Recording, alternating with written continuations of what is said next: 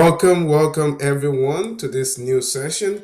And if you followed us thus far, I want to say a big, great job. You are in to learn all that needs to be learned when it comes to SQL. And today I welcome you to the intermediate module. And we are on day 11. Well done, guys. So now with that, let's quickly go to our use case, right?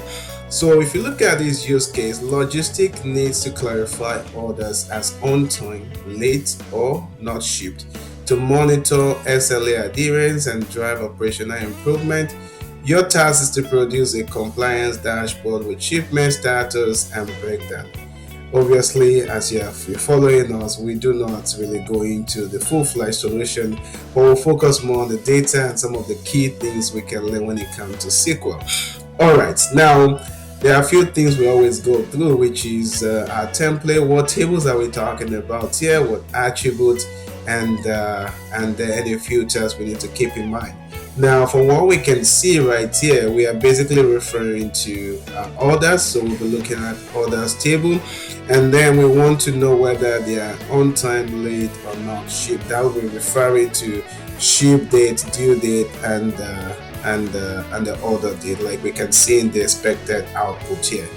And so those are the main things we need to keep in mind. So with that, let's quickly go to our platform. So now let's go to our lab and then solve this problem. So essentially we are focusing on sales. So we know that sales at the order level here. So basically this table is at the order level. So when we run this, all right, we can see all the data. Then we can quickly select the field that we need, and then we can select first of all, let's pull in the PK, and then also we can pull the order date, all right, and then we can pull in the ship date, all right, and then we can also pull the due dates. So and then we run that. All right, now what we are expected to do here is to say, okay, when it doesn't make sense to be not shipped, on time, or late. So when we are on time means that we ship the product before the due date. Okay, so we need to be able to understand that. So now let's quickly that will bring us to a new concept, which is how do you specify or take care of if condition in a SQL environment. All right, so we do have the case statement, and case statement is usually start with case as a command, and then you will have the when, and then you have the then, and then you can have multiple if conditions, so multiple when and then you have the else, and then you then have the end back, end as, and then that's usually the format, and that's what we're gonna use here. So in this case, we're gonna say if the ship date, right, is null, okay, is null, then we'll say null. Okay, otherwise, else we will then say ship date. We want to know, okay, ship date minus the due date. Okay, and we can say this is the date difference. Okay, all right, so let's run this, and this pretty much is telling us that when we have negative, meaning that we ship the product before the due date, so it should be on time. Okay, so now this just tells us what, how we should be able to identify whether it's on time or it's a late delivery. All right, now with this, you're also able to see how the case functions work, right? For example, we're able to specify exactly what we want here. If ship date is null, then it should be null. Otherwise, this is what should happen. Okay, all right, now let's go ahead and continue with this solution. All right, and here we'll basically say, all right, let me just make sure it's indented properly. Okay, so let's leave it like that. So here we will basically say when ship date is null, we can say the item was not shipped. So we'll say not shipped. All right, makes sense. All right, now the other thing we can check for is that when ship date is less than, all right, if it's less than or equals to due date, then we can say it's on time, right? We can say on time. All right, otherwise, okay, we'll then say it's late. All right, and then we can say this is status, right? Shipped or other status. Let's see what we call it in the other screen here. We call it shipped status. So that's exactly what we're going to call it. Okay, so we can say this is ship status. Okay, so let's run that, and boom, that's exactly what we want. And you can see here we only specify one condition, and then we say otherwise else. This is what it should return. But in this case, we have multiple conditions, and then we were able to also solve this problem and say end and else first of all, and then end as ship status. Okay, that's great, but I have a pro tip to give you guys. The last one before we end this recording. All right, so let's quickly do that. All right, so here, all right, so now in this case, what if we can do it a little bit different? Okay, so now what we're gonna do here is that we're gonna use a new function. Okay, we're going to use a new function.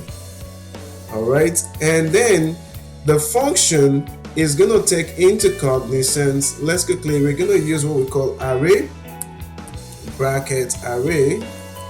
All right, and then we're gonna then use this bracket, and we're gonna say on time. Okay, and on time. All right, and then we're gonna close this guy. Okay, and then we're gonna close this array. Okay, and then we're then gonna specify here and say that if, put this in brackets.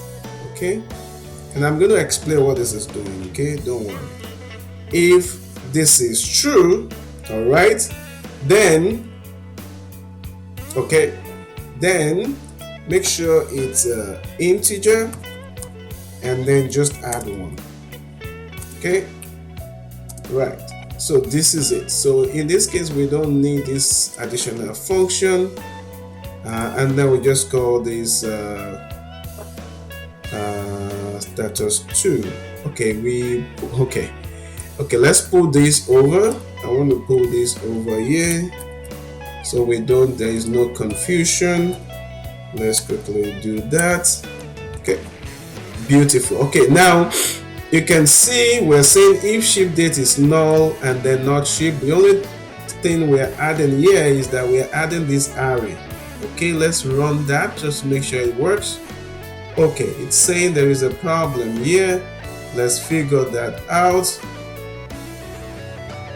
When ship date is null, then not shipped, else. Okay, there's something not working quite well.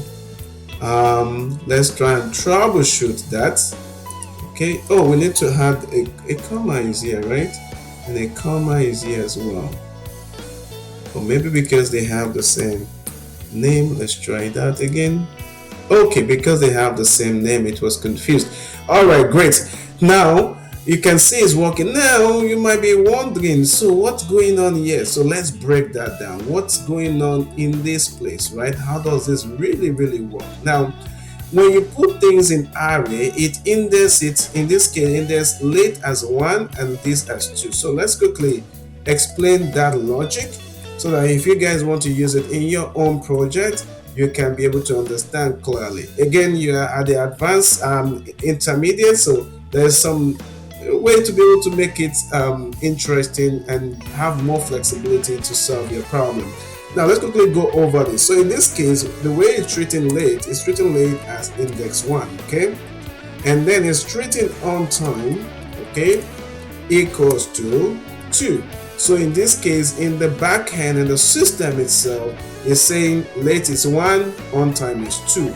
Now here, when you define a boolean like this, it's usually 1 or 0. I will explain. So in this case, it's checking if this is less than or equals to due date. Okay, now at the back end, what it's doing is that if this equals to true, all right, then return,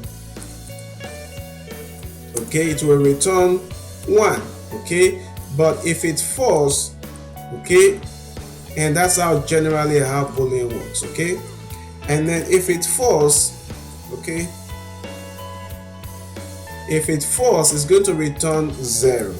Awesome. Okay, now at the back end, this is how it works. Now what we are saying here is that for you to know that we want you to return on time or late, let's add 1.